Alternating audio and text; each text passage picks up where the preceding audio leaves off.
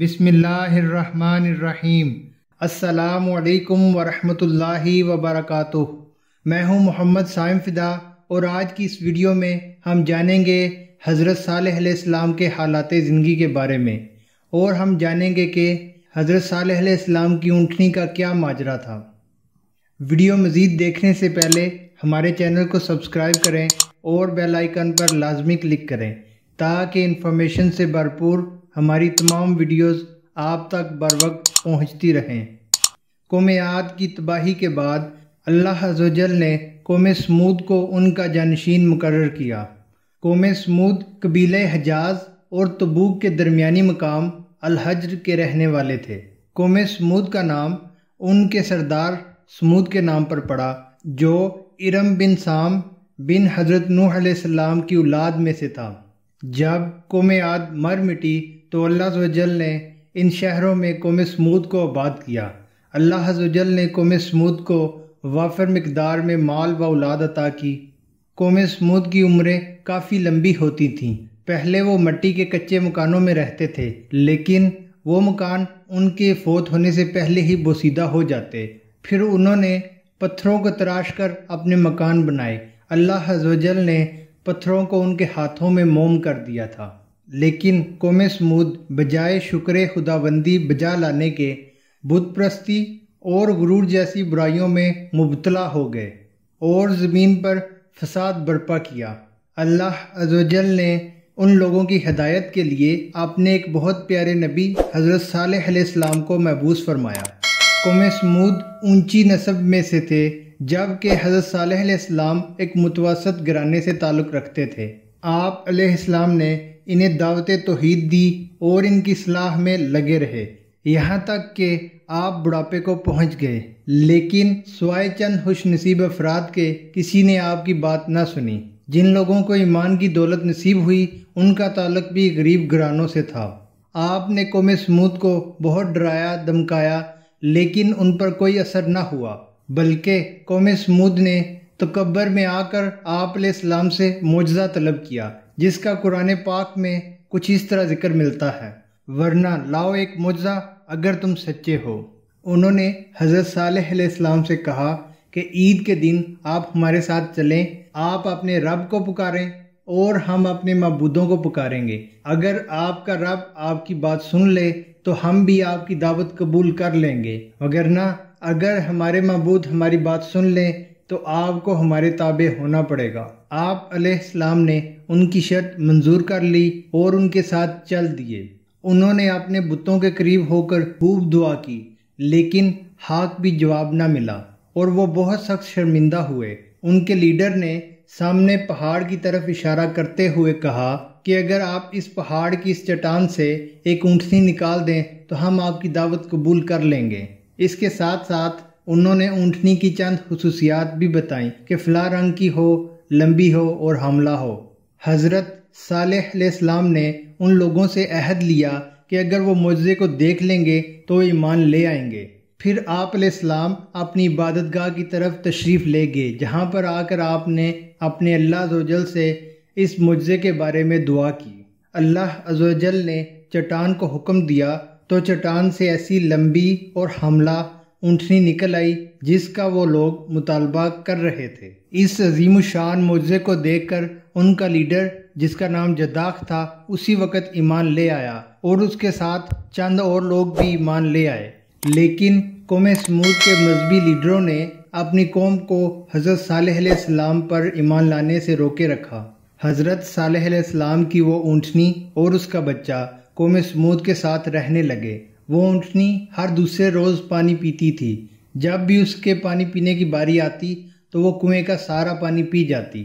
پھر لوگ اس کے دودھ سے اپنے برتن بھر لیتے، جتنا چاہتے پیتے، باقی دوسرے دن کے لیے رکھ لیتے۔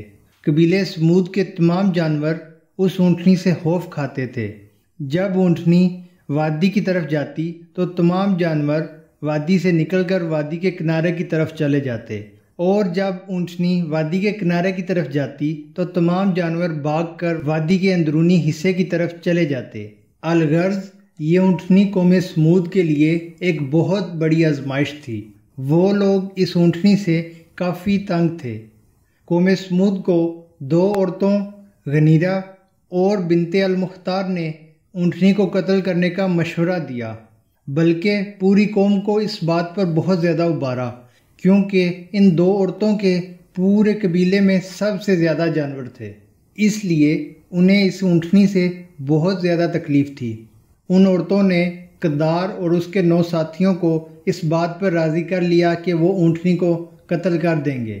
قدار اور اس کے ساتھی گھات لگا کر بیٹھ گئے اور اونٹنی کا انتظار کرنے لگے۔ اونٹنی جب پانی پی کر ان کے پاس سے گزری تو قدار نے اونٹنی پر تیر چلایا جو اونٹنی کی پنڈلی پر جا لگا۔ قدار نے آگے بڑھ کر اونٹنی کی پنڈلی کاٹ ڈالی، اس سے اونٹنی گر پڑی۔ قدار نے موقع پا کر اونٹنی کو ذبح کر دیا۔ جب شہر کے لوگوں کو اونٹنی کے قتل کا پتہ چلا تو انہوں نے آ کر اونٹنی کا گوشت آپس میں تقسیم کر لیا۔ اونٹنی کے بچے نے جب یہ منظر دیکھا تو وہ دوڑتا ہوا کارا نامی پہاڑی پر چڑھ گیا اور 3 بار بلبلایا۔ پھر وہ روتا ہوا اسی چٹان کی طرف آیا جس چٹان سے اونٹنی کی پیدائش ہوئی۔ چٹان نے اپنا منہ کھولا اور بچہ اس کے منہ کے اندر چلا گیا اور پھر چٹان نے منہ واپس بند کر لیا۔ حضرت صالح علیہ السلام نے اپنی قوم سے فرمایا کہ اونٹنی کے بچے کے بلبلانے میں یہ حکمت ہے کہ ہر بار بلبلانے پر تمہارے لیے 1 دن کی مہلت ہے، یعنی تم صرف 3 دن ہی زندہ رہ سکو گے، اس کے بعد تمہارے لیے کوئی مہلت نہیں۔ حضرت صالح علیہ السلام کی باغی قوم نے اونٹنی کو بدھ کے دن قتل کیا تھا۔ حضرت صالح علیہ السلام نے فرمایا، جمعرات کے دن تمہارے چہرے زرد ہوں گے اور جمعے کے دن تمہارے چہرے سرخ رنگ کے ہو جائیں گے اور ہفتے کو تمہارے چہرے سیاہ پڑ جائیں گے۔ چنانچہ ایسا ہی ہوا۔ جمعرات کی صبح جب لوگ اٹھے تو ان کے چہرے اس طرح زرد تھے جیسے کہ زعفران ان کے چہروں پر مل دیا ہو۔ بچے بڑوں بلکہ پوری قوم کی یہی کیفیت تھی۔ ان لوگوں کو حضرت صالح علیہ السلام کی سچائی پر یقین آ گیا۔ ان لوگوں نے حضرت صالح علیہ السلام کو قتل کرنے کا منصوبہ بنایا، لیکن اللہ عز و جل کے حکم سے وہ لوگ حضرت صالح علیہ السلام کو تلاش نہ کر سکے۔ جمعے کے دن جب وہ لوگ اٹھے تو ان کے چہرے اس طرح سرخ تھے جیسے ان کے چہرے خون سے اٹے ہوئے ہوں، اور اسی طرح جب ہفتے کی صبح وہ لوگ اٹھے تو ان سب کے چہرے کالے سیاہ پڑ گئے تھے۔ ایسا معلوم ہوتا جیسے ان کے چہروں پر تارکول مل دیا گیا ہو۔ وہ لوگ ایک دوسرے کے چہرے دیکھ کر چیخنے چلانے لگے۔ ہفتے کا دن گزرنے کے بعد رات کو حضرت صالح علیہ السلام نے اپنے ساتھیوں سمیت ملک شام کی طرف ہجرت کی۔ ملک شام میں آپ علیہ السلام نے فلسطین کے مقام پر پڑاؤ کیا۔ اتوار کے دن حضرت صالح علیہ السلام کی قوم نے کفن پہن لیے اور زمین پر لیٹ گئے۔ انہوں نے اپنے جسموں پر ایک دوائی مل لی کہ دوائی کی کڑواہٹ سے وہ درندوں سے محفوظ رہ سکیں، اور وہ لوگ زمین پر لیٹ کر عذاب الہی کا انتظار کرنے لگے۔ کبھی وہ لوگ زمین کو دیکھتے تو کبھی آسمان کو۔ پھر اچانک آسمان سے ایک کڑک اٹھی جس میں کئی قسم کی آوازیں تھیں، اور پھر زمین خوفناک زلزلے سے لرز اٹھی جس سے ان کے چھوٹے بڑے تمام لوگ تباہ و برباد ہو گئے۔ یہاں تک روایتوں میں آتا ہے کہ اس قوم کا جو شخص جدھر بھی موجود تھا وہیں عذاب الہی کا شکار ہوا اور ساری سرکش قوم تباہ و برباد ہو گئی۔ ایک روایت کے مطابق ابو رغال نامی شخص اس وقت مکہ شریف میں موجود تھا۔ اللہ عز و جل نے کعبہ شریف کی حرمت کی خاطر اس پر عذاب کو روکے رکھا۔ جیسے ہی وہ شخص کعبہ شریف کی حدود سے باہر نکلا تو وہ عذاب الہی کا شکار ہوا۔ امید ہے کہ اس ویڈیو سے آپ کی معلومات میں کافی اضافہ ہوا ہوگا۔ اگر ویڈیو پسند آئی ہو تو کمنٹ باکس میں اپنی آراء کا اظہار لازمی کریں، اور اگر آپ نے ابھی تک ہمارا چینل سبسکرائب نہیں کیا تو برائے مہربانی اس جیسی انفارمیشن سے بھرپور ہماری تمام ویڈیوز دیکھنے کے لیے ہمارا چینل سبسکرائب کریں۔ اللہ عز و جل آپ کا حامی و ناصر ہو، آمین۔